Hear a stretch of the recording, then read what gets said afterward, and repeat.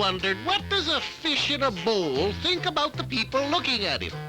Well, today I have a story about a man who got into a bowl and let the fish look at him.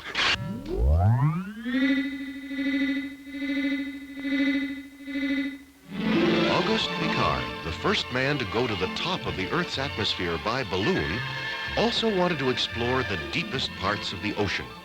So Picard invented something like an underwater balloon, which could move about on its own and which was not attached to a cable. He called it a Bathyscaphe. And when the time came to test it, he and a friend got into the sphere. The Bathyscaphe was placed in the water while the frogmen were getting it ready. And to pass the time, Picard and his friend played chess inside the sphere. Every now and then a swimmer came down with a message on a board. When the Bathyscaphe did go down, it landed in very soft mud.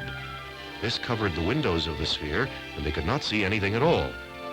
When they came up, Picard found that his invention was badly damaged. Another would have to be built. Well, about all they got out of that was a quiet game of chess. They hardly even got a sinking feeling. Well, let's see what happened next.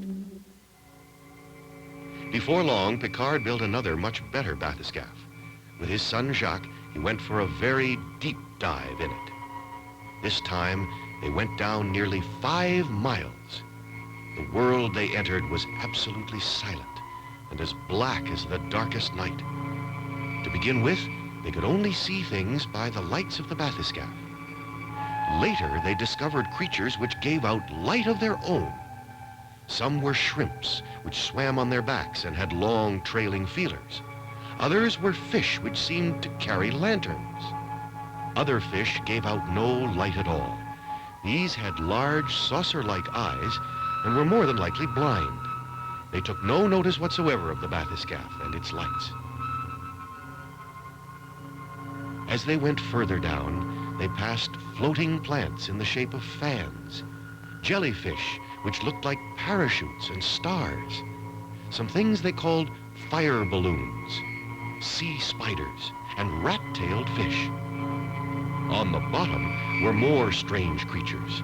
Some lived in burrows in the mud. Others stood on 3 legs and hopped around when frightened. As the Bathyscaphe moved around, it hit against a steep part of the bottom. A mudslide began, and they were almost buried alive.